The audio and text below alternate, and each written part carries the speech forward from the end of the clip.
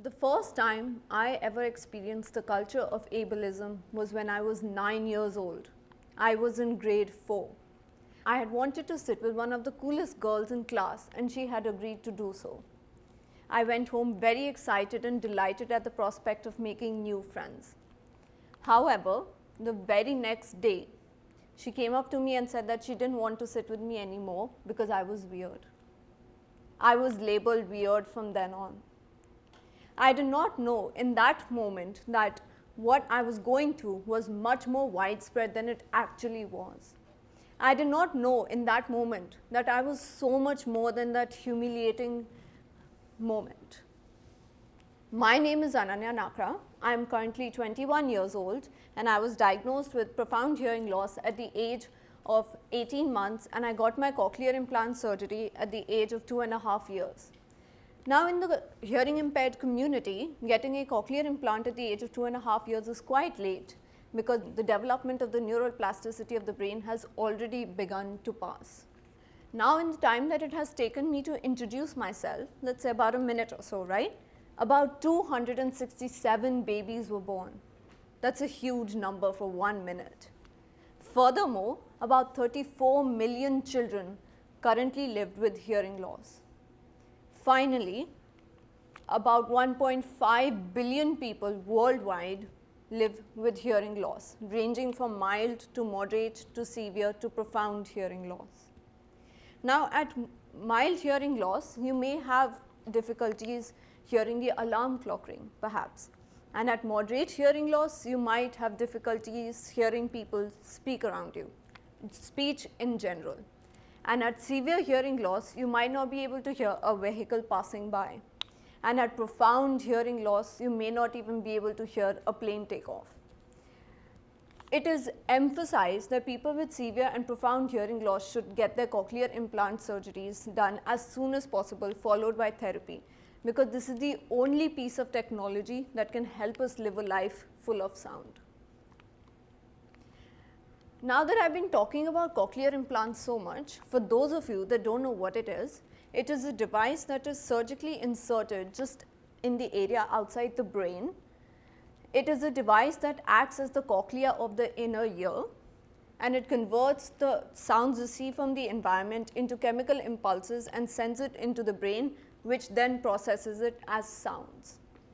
It is quite an expensive piece of technology for such a simple yet complex action. Its price ranges from about $30,000 to $50,000 US, excluding the surgical and accessories as well.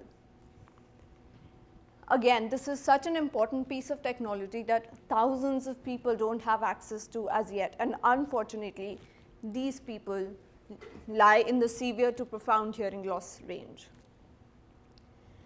Now, I want you to indulge me for about 10 seconds and I want you to picture a world map and I want you to place these 34 million children that I mentioned earlier on this world map. Where do most of them live? What do you think? Perhaps most of you would have placed them in Canada, United States of America, Australia, the European countries, the powerhouse of the world, the global north. Unfortunately, that's not the case.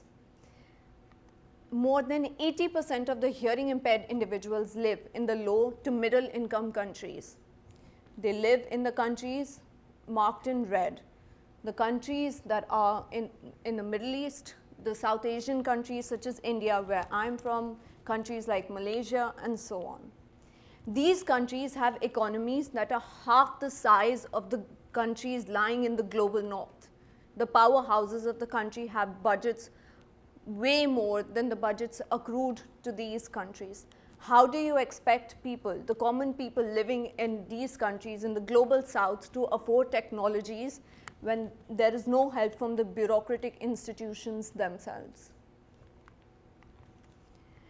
Now that we've talked about statistics, let's wheel back and let's go back and picture a scenario. When I was born, my parents did not know that I was born deaf, because how could they? They discovered the fact that I was deaf with profound hearing loss at 18 months of age, when the time of the cognitive and social development of the brain had already begun to pass. In the global north, there is a policy called the newborn hearing screening policy, where children, as soon as they are born, they get screened for what level of hearing loss they have if they do have hearing loss. However, in the global south or the low to middle income countries, there exists no such policy to date where the newborn children are screened for hearing loss. So the prime time for the development of the brain has already begun to pass, and the families and the children themselves don't know that they have hearing loss. In the graph, as you can see, the red line indicates that once the child is born, from birth to about 6 to 8 years of age, the neural plasticity of the brain begins to decline, the development begins to decline and picks up around elementary school. If we don't catch hearing loss before that, how are we expected to prime those children to reach the level of normal hearing individuals? Also, the red line indicates the parental hope for change. Such an issue does not come without its social and psychological impacts. The parental hope for exchange goes on a steady decline as soon as the child is born and when the parents know that the child is deaf. The parental hope for exchange is on a steady decline and never rises unless they receive the right resources and right help. Hearing loss is such an intricate and delicate issue. It has so many levels to it. You would want to ensure that each level of hearing loss has the right resources afforded, right? Everyone should receive hearing aids, cochlear implants, therapy, resources, support in order to help them be the best version of themselves. However, that's not true. We currently cost the world $980 billion in US dollars. Where are the advantages of this budget? Why are we not seeing the advantages poured down, and instead we don't have any resources in the lower income countries? Why is that? If we look at the social development welfare programs in the global north, there's a chart here and you can see this is pre-COVID time, this is data from 2019, and all the powerhouses, the countries in the global north, have budgets dedicated to social welfare spending. However, countries like India are not even present on the chart. We do not have a significant amount of budget spending towards social welfare programs. Why is this? Is this because we are less deserving? Is it because we cannot be considered the same as normal hearing individuals? Here's a scenario. My mother and I, we were traveling on the metro, which is a public transport, in a form of public transport in India, and we came across a young boy and his mother sitting across us. They appeared to be talking in sign language. We thought that the young boy was deaf, but it was actually the mother of the young boy who turned out to be deaf. And we were quite surprised. And when we approached her and asked her that why did she not wear a hearing aid or cochlear implant to help her hear, though the question was so simple, the answer was so complex, but said in a single line. She said that she could not afford it. In these moments, you realize that there is an endemic problem around which there exists a total lack of awareness and effort and support from the bureaucratic institutions of the country. How can we expect people to reach out and ask for resources and buy hearing aids and cochlear implants if the government and the people around them are not rallying to help them? I conducted a Google search and I typed in hearing loss just to see what would come up. And the pictures on the screen show all old people holding their hands to their ears and acting as if they can't hear. And they're all old, white, privileged people who have been shown in these pictures. Not a single colored person has been shown in the pictures. Where is the representation for people like me? For people like the mother I came across in the metro? Where is the representation for them? And unfortunately, this kind of a lack of representation is true for both the global north and the global south. In America's cabinet, there is only one disabled representative, and that too a wheelchair user.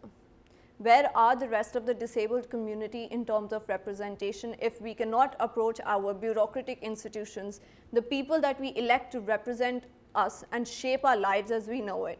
If we do not have representation there, we cannot expect to have representation at the local level as well. We need to be able to tackle these solutions right from the root of the problem, that is when the child is born. I created a WhatsApp group of children like me, around my age or older. Some of them are training to be doctors, some of them are training to be engineers, some of them are training to be lawyers, some of them are interested in architecture. We can do the same jobs as any normal hearing individual can. It is time that we are recognized for our ability to grab the same opportunities as anyone else. However bleak I may have painted the picture of hearing impaired individuals all over the world, in India we have a perception that a hearing impaired individual cannot hold a job, cannot converse fluently, and has no social or economic footprint in their lives. However, this is not true. If we provide the right resources and especially therapy to these individuals, they can live life to the fullest and be deserving of every credit they need to survive in the world. It's quite a bleak story that I've painted. However, my mother, after she found out that I was hearing impaired, she went around India talking to people who had already been implanted with a cochlear implant. However, there were very few people, since cochlear implants was a new technology in India.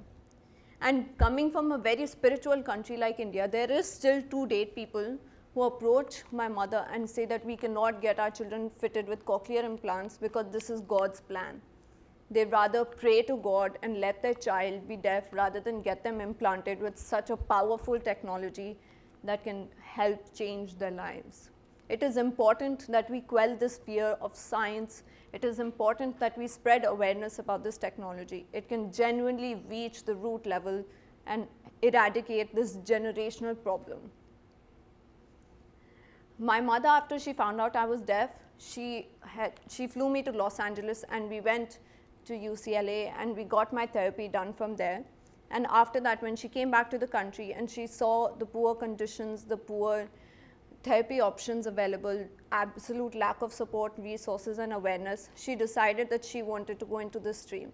She's now an LSLS certified auditory verbal therapist and has her own center where she helps hearing impaired children get the life they deserve. She helps them get cochlear implants, hearing aids, she helps them get therapy.